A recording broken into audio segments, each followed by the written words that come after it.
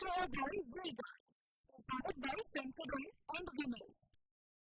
Grow ZMPC.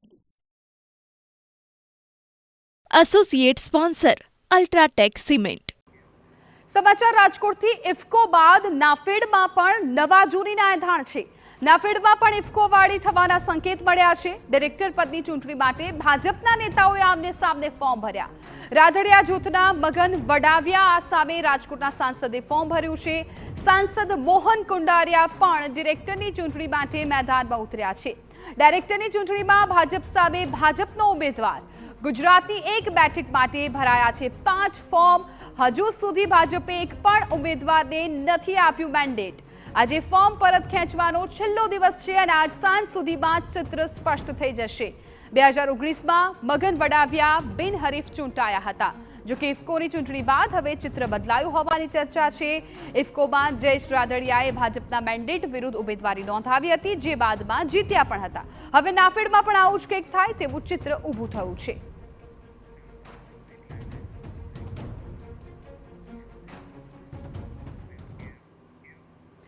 સંવાદદાતા મોહિત ભટ્ટ આ મામલે વધુ જાણકારી આપી રહ્યા છે. મોહિત, થોડા દિવસ પહેલા જોયું ઇફકોમાં જે રીતે વિવાદ સામે આવ્યો હતો અને એમાં તો જીત મળી ગઈ, પરંતુ હવે એ જ આખું જે રીત છે એ નાફેડમાં પણ ક્યાંક જોવા મળી શકે છે. શું છે આપની પાસે વિગતો?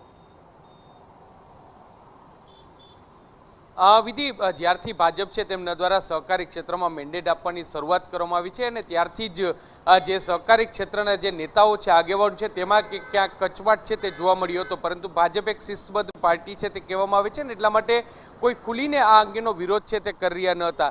જ્યારે હવે ઇફકોની ચૂંટણી આવી હતી ને ઇફકોની ચૂંટણીમાં જ્યારે ભાજપ છે તેમના દ્વારા બિપિન ગોતાને મેન્ડેટ આપવામાં આવ્યું અને ત્યારબાદ તેની સામે જયેશ રાદડિયા છે તેમના દ્વારા મેન્ડેટ વગર ફોર્મ ભરવામાં આવ્યું અને જયેશ રાદડિયાનો ભવ્ય વિજય થયો. માત્ર જયેશ રાદડિયા નહીં, પરંતુ જયેશ રાદડિયાના સપોર્ટમાં અનેક સહકારી આગેવાનો છે તે આવ્યા હતા ને તેમાં સૌથી મોટા સહકારી આગેવાન દિલીપ સંઘાણી છે, તેઓ પણ જયેશ રાદડિયાના સમર્થનમાં આવ્યા હતા અને મેન્ડેટ વિરુદ્ધ તેમને જીત અપાવવામાં તેનો સિંહ ફાળો હતો. આ જ પ્રકારની સ્થિતિ છે તે હવે અન્ય જે સહકારી ચૂંટણીઓ આવી રહી છે તેમાં જોવા મળી રહી છે. નાફેડની ચૂંટણી છે તે આગામી 21મી મેના રોજ યોજાવાની છે ને એમાં જે ભાજપના 2 દિગ્ગજ નેતા આમને સામને છે, તેની સાથે 5 જેટલા ઉમેદવારો છે તે મેદાને છે. મગન વડાવિયા કે જે 2019થી નાફેડના ડાયરેક્ટર પદે તેઓ રહી ચૂક્યા છે અને હવે જ્યારે 2024 એટલે કે ટર્મ પૂરી થઈ રહી છે ત્યારે મગન વડાવિયાએ તો ફોર્મ ભર્યું છે, તેની સાથે સાથે રાજકોટના સાંસદ મોહન કુંડારિયાએ પણ ફોર્મ ભર્યું છે. આજે ફોર્મ પરત ખેંચવાનો છેલ્લો દિવસ છે અને છેલ્લા દિવસમાં હજુ સુધી ભાજપ દ્વારા કોઈને સત્તાવાર રીતે મેન્ડેટ છે તે આપવામાં આવી નથી અને એટલા માટે સહકારી ક્ષેત્રના આગેવાનો છે તેમના દ્વારા વાટાઘાટો કરવામાં આવી છે અને આ ચૂંટણી બિનહરીફ થાય તે માટેના પ્રયત્નો છે તે હાથ ધરવામાં આવી છે. પરંતુ સવાલ એ વાતનો થઈ રહ્યો છે કે જે રીતે ભાજપ દ્વારા મેન્ડેટ આપવામાં આવતું હતું અને મેન્ડેટને લઈને સહકારી ક્ષેત્રના જે આગેવાનોમાં કચવાટ છે, દિલીપ સંઘાણી દ્વારા પણ નિવેદન આપવામાં આવ્યું છે કે દેશભરમાં જે સહકારી ક્ષેત્રની ચૂંટણીઓને લઈને અમિત શાહ સહકારિતા મંત્રી છે તેમના દ્વારા એક ચોક્કસ ગાઈડલાઈન બહાર પાડવામાં આવી છે, એક ચોક્કસ દિશા નિર્દેશ કરવામાં આવ્યો છે અને તે જ દિશા નિર્દેશ પ્રમાણે ગુજરાતમાં પણ તેનું પાલન થવું જોઈએ અને તે માટે તેઓ મુખ્યમંત્રી સુધી રજૂઆત કરશે. એટલે હવે સહકારી ક્ષેત્રમાં ભાજપ દ્વારા જે મેન્ડેટ આપવાનો જે નવી જે સિસ્ટમ લાગુ કરવામાં આવી હતી, નવી પ્રથા લાગુ કરવામાં આવી હતી, હવે આ પ્રથાનો ક્યાંક છેદ ઉઠતો હોય તેવું સ્પષ્ટપણે લાગી રહ્યું છે.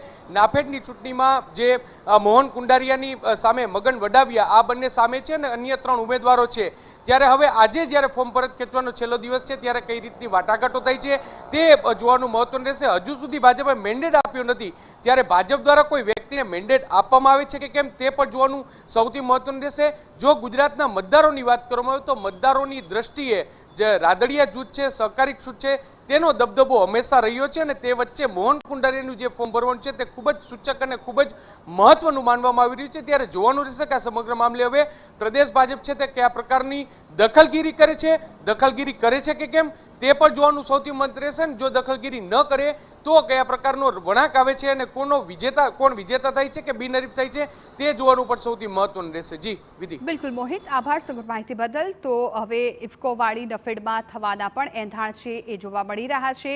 નફેડમાં ઇફકોવાળી થાય તેવા સંકેત છે. ડાયરેક્ટર પદની ચૂંટણી માટે ભાજપ નેતાઓએ આમને સામને ફોર્મ ભર્યા છે. રાદડિયા જૂથના મગન વડાવિયા સામે રાજકોટના સાંસદે ફોર્મ ભર્યું છે. Brought to you by Vega, powered by Sensodyne and Vinyl. Grow ZMPC. Associate sponsor UltraTech cement.